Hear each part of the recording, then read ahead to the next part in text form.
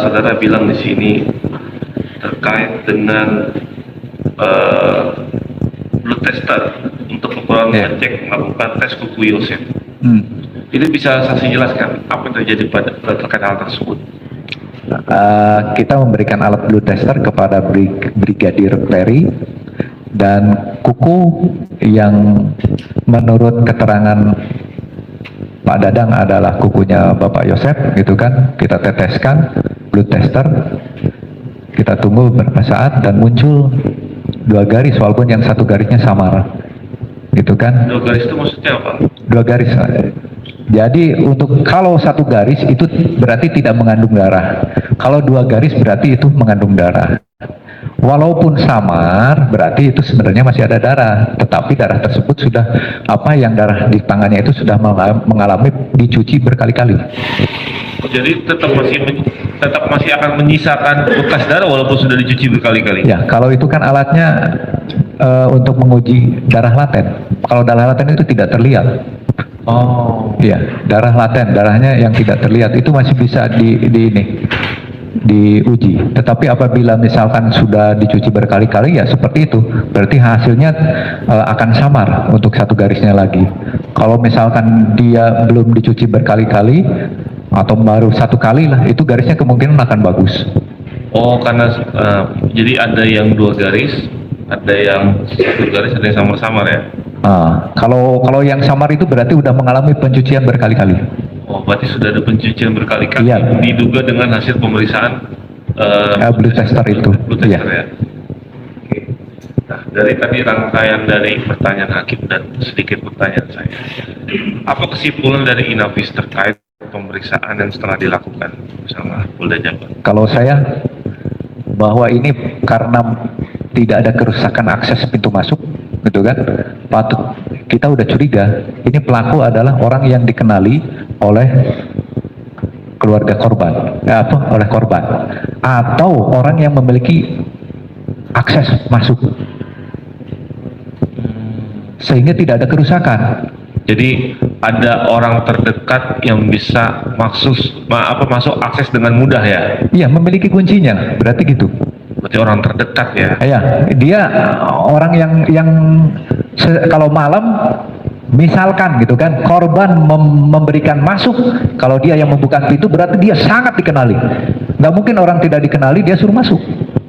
Nah, sepanjang pengalaman Bapak sebagai Inavis berapa lama Pak, boleh tahu Pak? Dari tahun 95 Pak. Dari tahun 95 Bapak di Inavis, berarti kan pengalamannya sangat luar biasa ya? Ya, mudah-mudahan. Ya, sangat luar biasa Pak. Makanya kita nanya di sini, sebagai pengalaman Bapak selama dari tahun 95 sampai sekarang Bapak sebagai Inavis. Ya. Pastikan ngalamin terjadi tragedi gini. Kalau yang hal-hal yang biasanya temuin, apakah misalnya kalau orang jauh ada kunci rusak seperti itu? Ya, kalau orang yang tidak dikenali untuk melakukan kejahatan, dia akan merusak pintu akses masuk, akan dirusak. Gitu ya, kalau misalnya orang yang nggak dikenali. Iya. Kalau orang yang tidak, dan orang yang pemilik rumah, kalau orang yang tidak dikenali, dia tidak akan mengizinkan masuk kalau dia seandainya masih belum tidur, gitu kan, atau mengetuk, dia pasti lihat, oh belum dikenali, nggak mungkin lah dia memberikan masuk, gitu kan. Itu pasti sangat dikenali, suruh masuk malam-malam, apalagi yang di dalam itu hanya 2 orang perempuan, gitu kan. Kalau dua-duanya sudah tidur, berarti yang masuk orang yang memiliki kunci, gitu kan. Kalau orang yang tidak memiliki kunci berarti kan dia harus melakukan pengerusakan. Nah itu. Oke, nah berarti jadi intinya adalah jadi nggak jauh dari orang terdekat. Nah, orang terdekat. Terus keduanya, mohon maaf, secara psikologi, gitu kan, orang itu kan kelihatan. Kalau secara psikologi, hari pertama itu akan kelihatan, gitu kan. Contohnya Pak Yosef, dia bisa memberikan statement di Explorer Subak dengan gamblangnya tanpa ada riuk bahwa dia kehilangan keluarga. Terus ketika di TKP juga, kan Pak Yosef ada di TKP, gitu kan, itu TKP, dia tenang-tenang aja, gitu kan, tidak seperti orang kehilangan orang yang dicintainya. Tidak seperti orang yang kehilangan orang yang dicintainya, dia tenang-tenang aja. Dan ketika itu malah ada Pak F yang datang, karena kan dia temannya Pak F kalau nggak salah, menurut keterangan yang lain. Dia ngomong ke saya juga kan dengar, dia ngomong ke Pak F tidak mengetahui. Terus ke yang lain dia bilang mengetahui bahwa itu udah mati gitu kan. Nah itu dia udah berubah. Berarti Pak Yosef itu. jadi pada saat itu berubah-ubah ya. Iya. Oke. Karena Stick gelap ada? Gimana? Stick gelap? Stick golop ini adanya di kamar Yosef. Oh. Stick golop ada di kamar Yosef. Kita karena di lukanya Ibu Tuti itu ada yang segitiga, termasuk ada yang berbentuk segitiga, kita curiga gitu kan, apakah ini stick golop gitu kan. Makanya kita cek stick golop juga. Termasuk stick golop kita di swab juga yang mulia, di swab juga, dan hasilnya kita periksa menggunakan blood tester gitu kan. Saya sempat koordinasi dengan puslapor, Pak Asep, kalau tanah juga kalau diuji oleh ini bisa muncul seperti darah gitu kan. Sempat gitu kata saya. Kalau alat dari pusinapis yang jelas, jadi arahan dari pusinapis ketika alat kita gunakan itu akan muncul 2 garis apabila mengandung darah gitu kan. Nah setelah kita uji termasuk di kukunya Pak Yosef waktu itu. Oh diambil kuku? Yang di kuku Pak Yosef itu yang ambil Inapis Polda yang motongnya, kita uji menggunakan blood tester dan muncul 2 garis walaupun yang satunya garisnya agak tipis gitu kan. Tetapi alat tersebut karena ujinya untuk apa itu saudara? Darah. Hah? Darah yang mulia. Oh darah. Siap.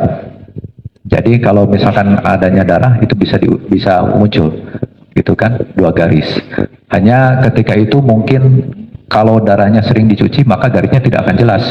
Jadi akan samar aja garisnya yang keduanya. Kalau seandainya tidak mengandung darah maka hanya 1 garis aja yang jelas. Gitu yang mulia. Tadi saudara nyatakan ngambil kuku. Yang ngambil kuku dari kalau Inapis rambut Polda. ada nggak rambut? Rambut kita enggak. Oh rambut enggak. Rambut kita enggak. Hanya waktu itu jadi kuku yang patut diduga bahwa siapapun pada saat itu patut diduga melakukan kejahatan gitu kan. Kita harus berasumsi seperti itu. Makanya ketika Pak Dadang Binkin yang Inapis Polda malam Sabtu itu melakukan pemotongan terhadap kuku Pak Yosef gitu kan. Terus Bapak Brigadir Ferry meminta kepada saya, Pak Asep, ada blood tester nggak? Kata saya bilang ada. Makanya langsung ini apa? Ini kukunya Pak Yosef, hasil Pak Dadang Binkin. Makanya langsung diuji, diteteskan. Ternyata muncul 2 garis, hanya yang garis yang satunya itu agak samar, gitu kan? Nah, saudara pada saat itu lihat ada puntung rokok? Ada puntung rokok di meja, meja tamu di asbak kayu yang satu puntung rokoknya sangat putih, berarti patut diduga itu adalah puntung rokok yang baru pada tanggal 18 tersebut. Yang 2 ada 2 puntung rokok lagi yang tergeletak tapi warnanya sudah kecoklat-coklatan, ada kuning-kuningan coklat seperti itu yang mulia. Dan itu kita amankan. Sebelumnya dilakukan pemotretan dan penomoran, untuk selanjutnya kita diujikan ke lab demikian. Tahu hasilnya apa Pak? Hasilnya yang Black Scorpion itu mengandung DNA, yang bersih itu yang agak berdiri, yang putih itu mengandung DNA saudara Danu. Itu hasil puslapor. Yang baru. Iya, yang putih itu yang baru. Putih yang baru. Yang saudara bilang sampaikan siap, baru. Siap yang mulia. DNA-nya DNA saudara Danu. Hasil pemeriksaannya. Terus kalau yang ini, kalau yang 2 lagi, yang sudah saudara katakan sudah berkuning. Yang kuning saya tidak terlalu tertarik dengan yang kuning karena patut diduga itu adalah sudah lama, gitu kan, sudah beberapa hari. Karena kan ini kejadiannya malam, gitu kan, tadi malam. Berarti kita berasumsi yang sangat menarik itu yang putih itu. Yang putih. Siap Yang Mulia. Dan waktu di TKP, Saudara Dano itu sempat ingin masuk ke dalam TKP. Nah, kita sebagai anggota Inapis itu harus memiliki insting bahwa setiap pelaku akan berusaha untuk masuk ke dalam lagi. Setiap pelaku yang melakukan, ada bisa dia ketika olah TKP, dia dekat menyaksikan terjadinya olah TKP tersebut. Tujuannya untuk meyakinkan bahwa hasil karya dia tidak diketahui, gitu kan. Apabila diketahui hasil karya dia akan kabur, gitu kan. Setelah diketahui oleh penyidik, termasuk identifikasi atau penyidik saat itu. Tetapi karena biasanya secara psikologi dia itu ingin masuk lagi ke TKP, dan Saudara Danu pada saat itu ingin masuk ke TKP, dan kami larang. Anda siapa? Dia mengakui bahwa saya adalah keponakannya. Ya, Pak Danu ya, waktu itu bilangnya begitu. Kata saya, saudara tidak berkepentingan, tolong mundur. Pada waktu itu, makanya ada anggota pakaian dinas, dia disuruh mundur. Itu ketika saya olah TKP di kendaraan. Ini mau masuk ke dalam rumah lewat teras yang paling depan. Makanya ada petugas di situ melarang, dan ada yang manggil ke saya, nit. Ini masih tanggal 18 ya? Tanggal 18. Nit. Ini ada orang yang mau masuk ke dalam ini, mau maksa. Saya tanya, kamu siapa? Saya keponakannya. Anda tidak berkepentingan, mundur. Mundur. Ya. Bisa itu Pak ya?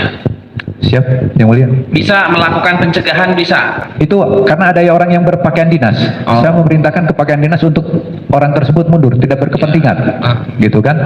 Kalau tidak berkepentingan harus mundur. Nah, kita yang di Napis itu selalu berpatokan apabila pelaku melakukan, dia itu akan penasaran untuk masuk ke dalam lagi. Akan penasaran seperti itu, masuk ke dalam lagi. Untuk tujuannya apa? Bisa untuk menghilangkan sesuatu yang merasa dia tinggalkan. Gitu kan? Atau dia telah melakukan tetapi menyaksikan di luar, di sekitaran TKP, apa yang dilaksanakan oleh tim olah TKP termasuk penyidik. Demikian Yang Mulia. Enggak untuk membersihkan kamar mandi ya, betul ya? Kan saya udah sampaikan Pak ke Pak Taryono, Pak Kapolsek, semua tolong dijaga status quo. Oke, yang ingin saya tanyakan tuh bukan ke arah itu. Pada saat itu kan sebagai Inapis yang udah bekerja puluhan tahun lah gitu, ada nggak dugaan? Nah, kenapa dia tiba-tiba menanyakan demikian? Rasa curiga gitu sedikit pun gitu, ada nggak? Sedikit aja gitu rasa. Kenapa Bapak ini tiba-tiba nanyain begitu gitu loh, saudara saksi? Ada? Kalau saya nggak curiga dia mau apa. Dikira saya dia itu akan turut, saya kan seniornya ke dalam kepangkatan. Seniornya Pak Taryono, dia kan ibda, saya udah ibda senior. Saya udah sampaikan bahwa tolong dijaga status quo. Kan dia harusnya ngerti, paham dong penyidik bahwa status quo harus dijaga. Bukannya merusak status quo. Makanya saya marah-marah ke Pak Karsa, walaupun dia senior saya udah itu. Gitu Pak, saya merasa dihianati lah, gitu kan, harusnya jangan seperti itu. Oke, lanjut saudara saksi. Ini ingin mempertegas saja, tadi saudara saksi sudah sangat bagus menurut saya bahwa di awal-awal itu ini tidak boleh masuk, ini tidak boleh masuk, dan bahwa di situ juga saudara saksi sudah menduga ini nih kemungkinan pelakunya. Saya ingin pertegas saja, siapa tuh yang saudara saksi duga waktu itu? Udah yakin saya. Siapa? Pelakunya Yosep Danu. Oke, terima kasih Yang Mulia.